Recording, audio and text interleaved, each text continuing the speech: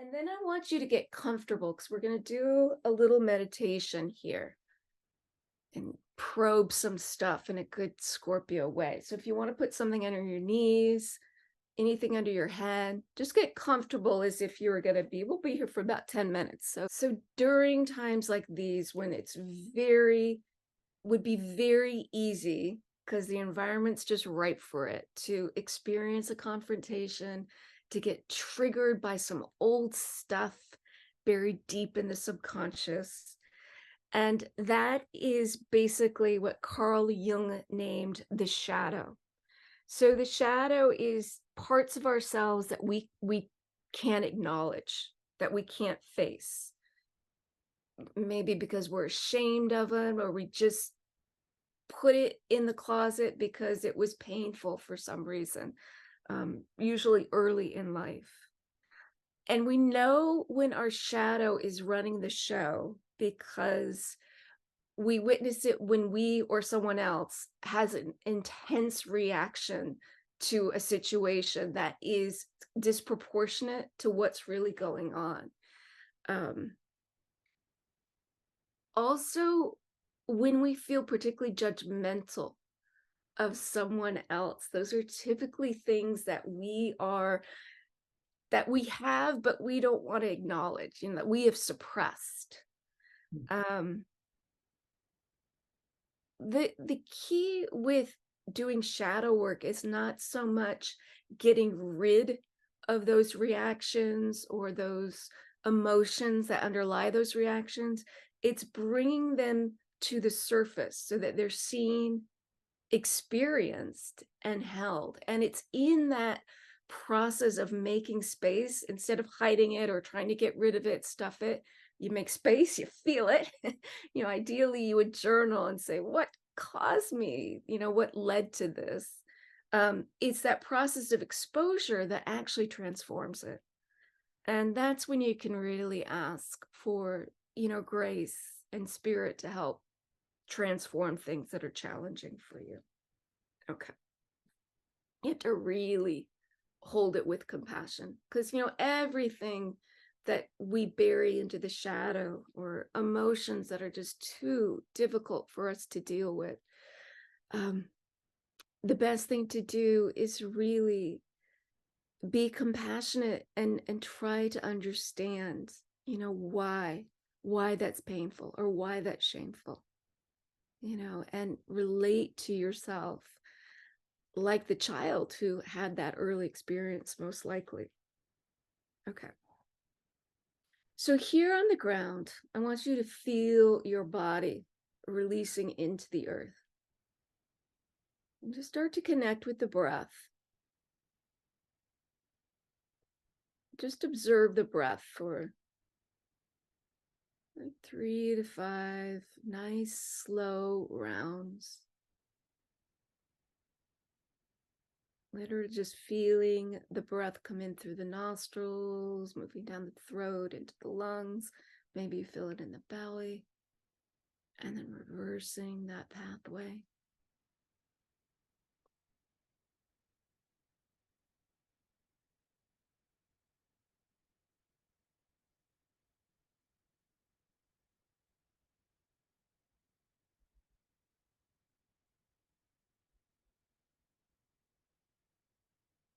And then bring your awareness right to the center of your chest. And we're going to soften the heart first so it opens a little bit and doesn't brace. So I first want you to just think about something that makes you smile.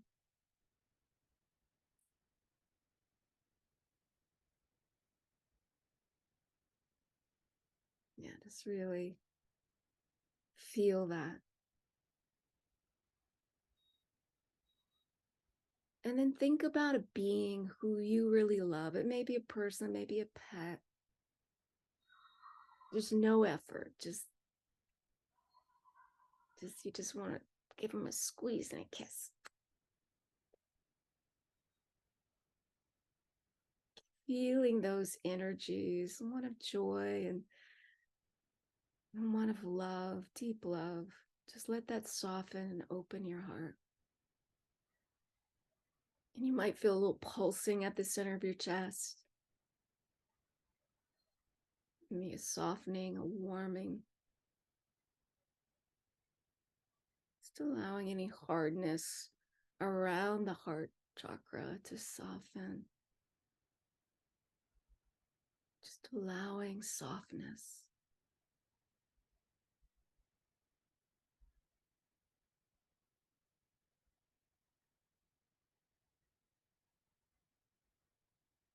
So I'm going to just flow over you some questions and try to stay, deep here, deep under that analytical mind. It will pop up, but just stay in the heart. Just answer these questions from the heart and don't struggle. If you don't know the answer at first, don't worry. You're going to get the recording and you can always go back and journal with these questions later. So for now, just open and allow whatever comes up to arise. Okay, first one. What is a repeating trigger in my life that causes an unusually big reaction in me? Is there a common trigger, like being ignored, being told to be quiet?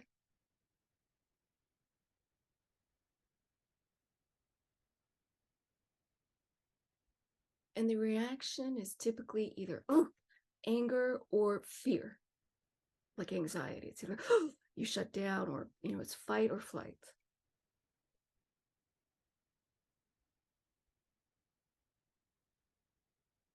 What is something that you typically strongly judge about others, where you see it in others and you're, ugh.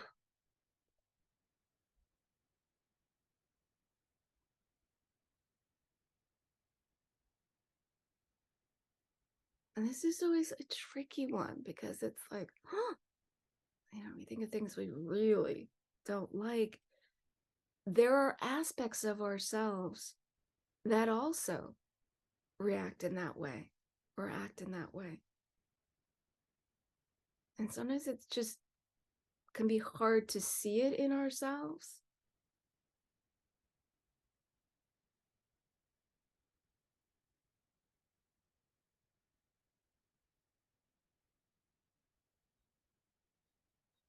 We often people who are very judgmental. Oh God, they're so judgy.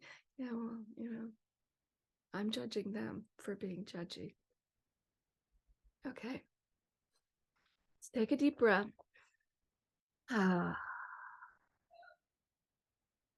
Get back in touch with that heart. Soften, open, allow a feeling of warmth, feeling of space. What belief patterns and emotions are you ready to transform into something else?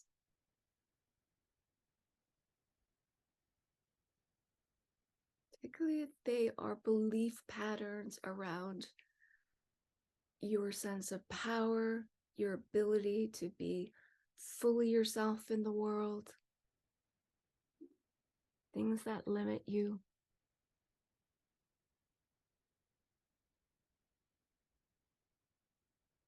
And what are you transforming them into?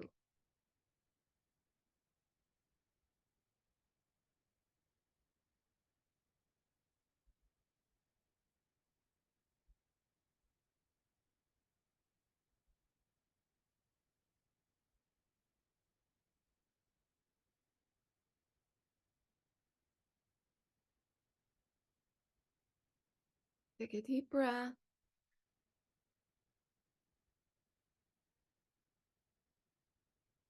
What would you do if fear didn't stop you?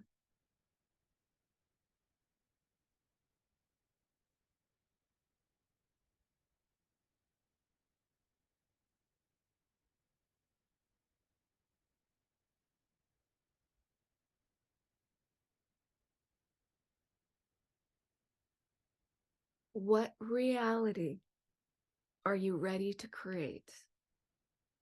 Because tonight is the night to tell the universe, what reality are you ready to create?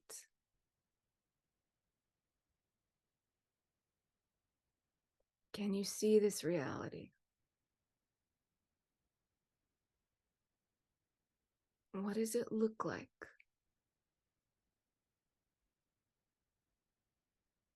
What does it sound like?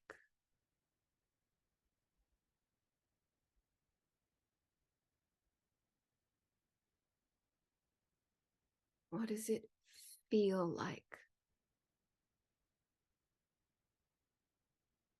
And more importantly, how would you feel when this reality has manifested?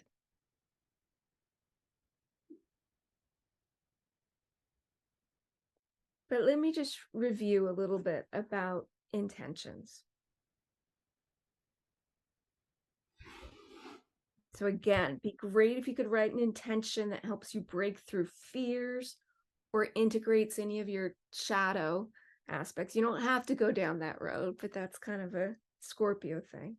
Could also intentions about power, boundaries, just owning it. You can do anything. Okay. You always want to write them in a I am. So I am powerful. You want to make them positive, not use the negative. You wouldn't want to say I'm not weak anymore. I am powerful. You want to put them in the present tense. You want to make them as specific as you can. So if you really are trying to manifest something, so actually saying I am powerful, that's affirming. That's more of an affirmation. An intention would be really getting some details on, I am bringing in however much money a month. Money's a very Scorpio thing, so don't worry about that. Don't have shame. Own it. If it's money, whatever it is, sex, if you want more sex or whatever. Okay. So you want to make it specific, and you want to include, so you want to, like, I am next month, I'm made a, no, you want to say present. So the example they give is, I am celebrating the success of my new project with a friend over dinner. So something that's kind of visual, specific, and that includes a feeling word. So she said celebrating. You might say, I am joyous over the success of my new project. Okay. So if you're able to craft something right now, do so.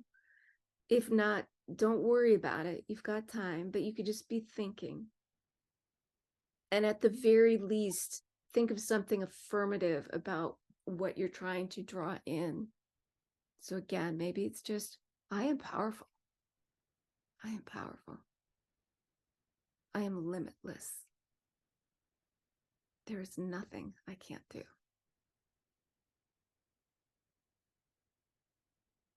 And just feel it in your body, feel it in your bones. I am rich.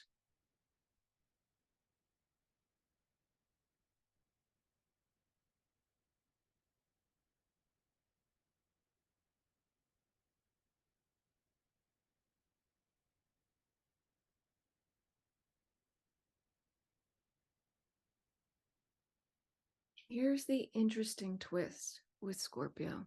Scorpio does have a lot to do with power and control, and wants to be in control. But Scorpio, maybe Pisces too, but Scorpio is the ultimate power that comes from Scorpio is its ability to surrender to the greater, to the whole, to merge completely. And so once you have at least a little inkling of where you might go with your intention for the next 28 days, I want you to relax, and I want you to give it over to grace. give it over to the powers that be. I'm setting this intention. This is what I need. This is what I want. This is what I desire. Help me. Make this happen for me, or make whatever is best for me happen.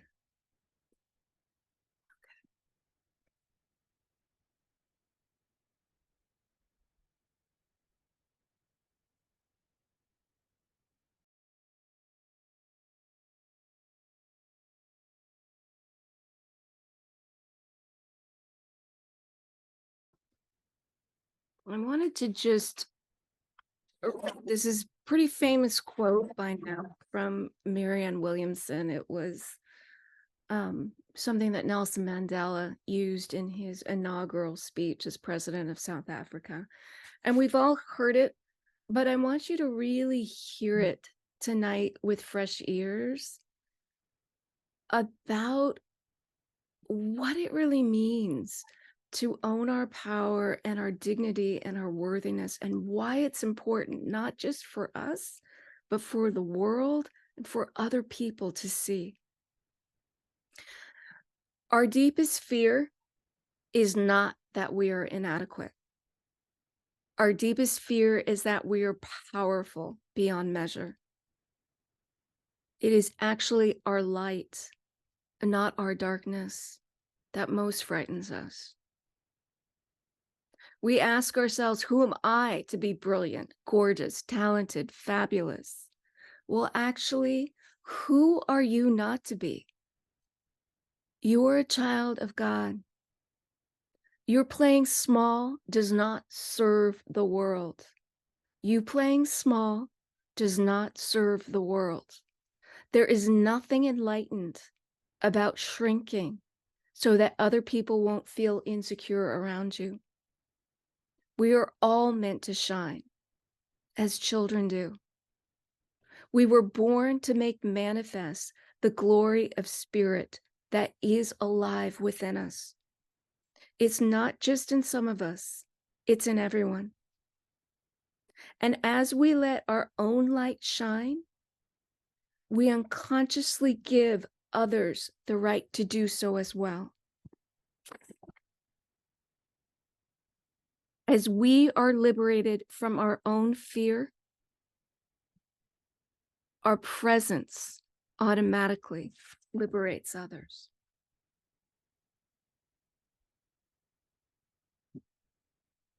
And you know, it's hard work to free those things in our shadow. But that really is the only way we are free.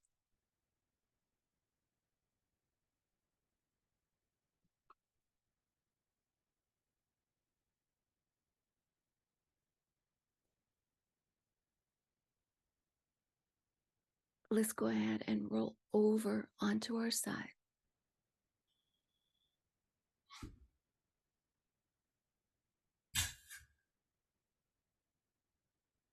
Just take a moment before you get up. If you were able to craft an intention, say it one more time. If you're not quite there yet, just affirm, I am powerful beyond measure.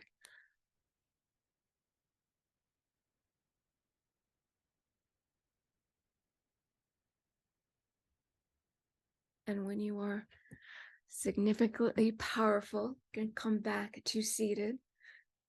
I'm sitting here in the dark. See if I can get closer to the candlelight. It's very Scorpio, though. Sit in the dark. Got Kuan Yin in the back. All right.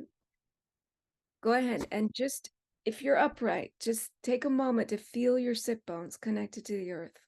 Remember when we started out doing Kapalabhati, doing breath of fire, and then holding it, feeling that energy rise up through the Sushumna. We are powerful, and we need to be powerful because we hold the light, and the light needs to be stronger than the dark right now. Okay, let's take a deep breath in. Sweep the arms out to the sides and up above the head.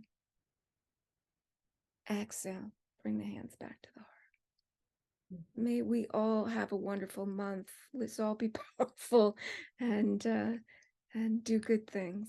All right. Namaste.